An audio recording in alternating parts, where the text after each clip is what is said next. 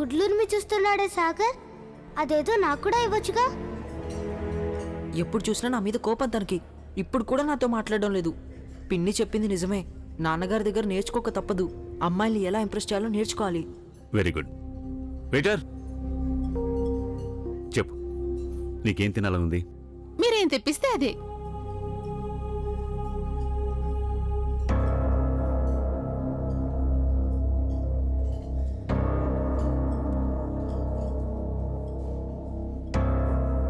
ఇవన్నీ త్వరగా తీసుకురండి. బాస్, అక్కేం ఆర్డర్ ఇవ్వలేదే? తనేం చేస్తుందిలే, తనకు కూడా ఎప్పుడు నేనే ఆర్డర్ చేసేది.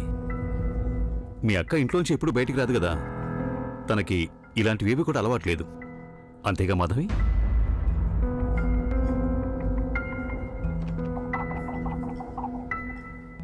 ఐశ్వర్య, నేను వాష్రూమ్కి వెళ్ళొస్తాను. వాష్రూమ్ ఎక్కడా? అటుంది.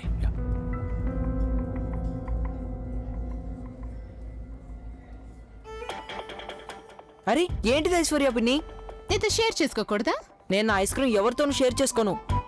అలాగా, విషయం అదనమాట. అయితే నేను అందులోనే తింటాను. అరే అరే సగ్గర్, అరే అరే సగ్గర్, ప్లీజ్ ఒక్క స్పూన్. వద్దు ప్లీజ్ ప్లీజ్ ఇవ్వ. మమ్మీ, చూడు మమ్మీ పిన్నిని. అరే ఐస్ క్రీమ్ మేము తినిపిస్తాంగా, మా దగ్గరికి వచ్చి కూర్చో. మన ఏరియాలో ఇంత అందమైన అమ్మాయి ఉందా? ఇంతవరకు మనకు తెలియనే తెలీదు. నాకు తెలిస్తాను ఎక్కడి నుంచో వచ్చినట్టుంది, ఇక్కడ అమ్మాయి కాదు. ఎక్కడి నుంచి వస్తాయి ఏం గురు, ప్రస్తుతం మన కళ్ళ ముందేగా ఉంది. వాళ్ళ సంగతి తెలుస్తానండి. ఐశ్వర్య ఐశ్వర్య, నువ్వేం చేయనక్కర్లేదు, ఊరుకో. వాళ్ళ నోటుకొచ్చినట్టు వాగుతుంటే నేను చూస్తూ ఊరుకోను.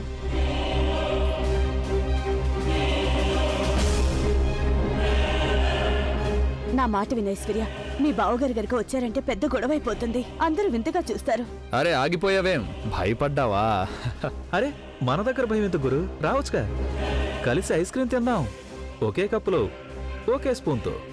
ఏయ్, మీ ఇంటికెళ్ళి మీ చెల్లెలకి తినిపించిన అవన్నీ. నీలాంటి పోకిరి వాళ్ళని చూసి నేనే భయపడ్ను. ఒక్క క్షణంలో బుద్ధి చెప్తాను. నేనేమైనా నీ పేరు పెట్టి చెప్పానా? ఏదో మాలో మేము మాట్లాడుకుంటుంటే ఏంటి రెచ్చిపోతున్నావు? ఇలాంటి పనికి వాళ్ళ కబుర్లు ఇంకెవరికైనా చెప్పు. నేనే తెలివి తక్కువదాన్ని కాను, అన్ని అర్థం చేసుకోగలను. ఐశ్వర్య నా మాట విను, ఊరుకో, కూర్చో. ఏమైంది? ఏమైంది? బాస్, మర్యాద లేకుండా మాట్లాడుతున్నారు వీళ్ళు. సిగ్గులేదా మీకు? ఆడపిల్లని చూసి అల్లరి చేస్తారా? మాట్లాడకుండా వెళ్ళిపోండి ఇక్కడి నుంచి, లేకపోతే లాకప్లో వేస్తాను. చూడు బాబు, ఇలాంటి బెదిరింపులన్నీ వేరే చోట పెట్టుకో. ఏ ఊరుకో గురు, మాట్లాడకుండా వెళ్ళిపోదాం.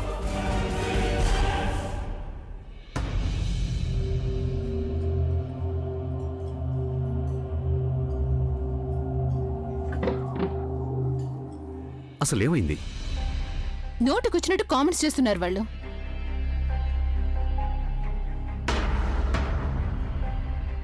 అయినా నువ్వు నోరిప్పకుండా చూస్తుండిపోయావా? వాళ్ళని పల్లెతో మాట కూడా లేదా? ఐశ్వర్య ఒంటరిగా వాళ్ళని ఎదుర్కోవాలా?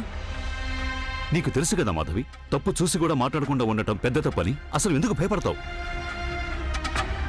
నేను ముందే చెప్పాను ఈ రెస్టారెంట్ వద్దు అని, కానీ నువ్వే. ఏ, మనం ఎప్పుడు బయటకు వచ్చినా ఇక్కడికే కదా వచ్చేవాళ్ళం, మరి ఇవాళ ఏమైంది? వచ్చేవాళ్ళం అంటే అది వేరు మాధవి. ఇప్పుడు మనతో పాటు ఐశ్వర్య కూడా ఉంది, ఇది కూడా ఆలోచించాలి కదా. అంటే నాతో వస్తే చెత్త చోటుకి వెళ్ళొచ్చు, కానీ వాళ్ళ ఐశ్వర్య ఉంది కదా అని మంచి చోటుకి వెళ్ళాలి. మంచి చోటుకి వెళ్ళడానికి నేను పనికిరానా? అక్క, మా మధ్యలో మాట్లాడుకో. నీతో కాదు నేను మాట్లాడుతుంది. ఎందుకంత గట్టిగా అరుస్తావు మాధవి? అందరూ చూస్తున్నారు, ప్రశాంతంగా కూర్చుని మాట్లాడుకోవాలి. మీరే కూర్చోండి ఇక్కడ, నేను వెళ్తున్నాను.